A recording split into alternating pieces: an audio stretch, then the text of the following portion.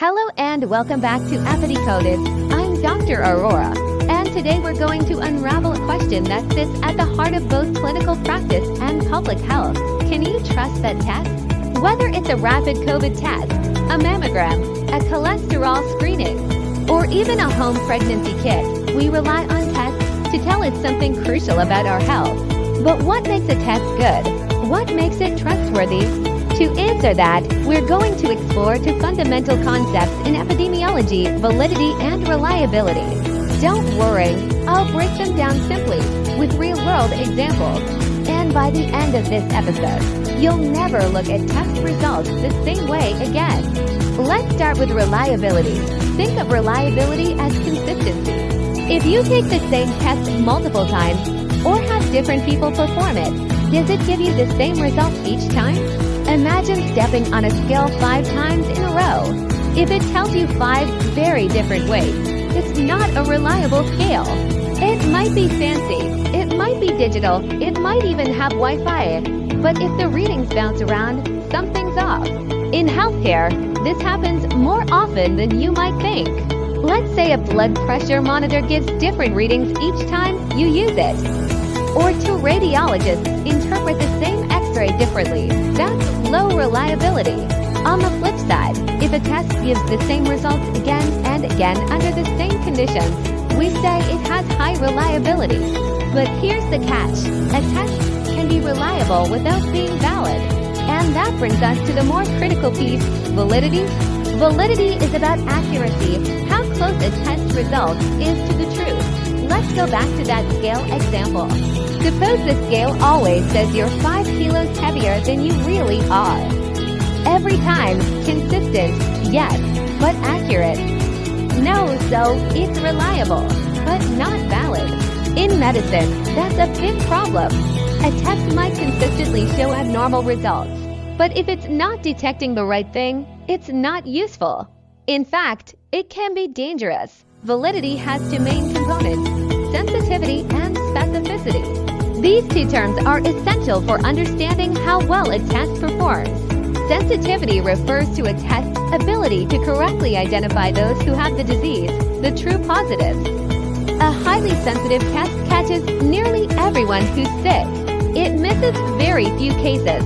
This is especially important when the cost of missing a disease is high, like in HIV screening or certain cancers. You don't want to miss even a single true case. Now, specificity is the opposite. It's the ability to correctly identify those who do not have the disease, the true negative. A highly specific test will rarely give false alarms. It ensures that people who are actually healthy aren't wrongly told they're sick. Here's a classic way to remember it. Sensitive tests sniff out disease even if it means catching a few false positives. Specific tests screen out false alarms, but might miss a few true cases. Let's take a real example: the rapid Strep test used for sore throats. It's highly specific, so if it says you're positive, it's probably correct.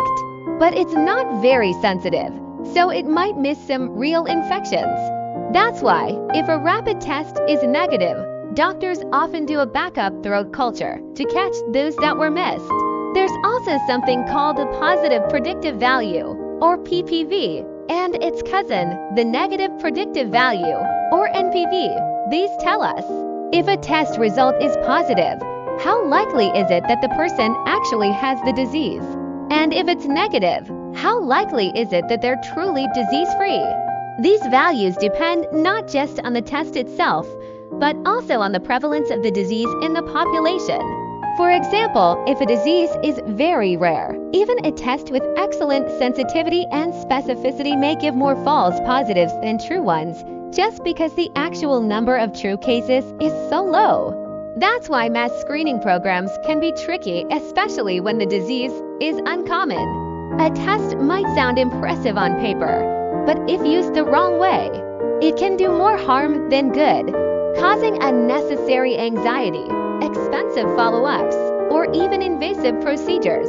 Now let's tie this back to the bigger picture.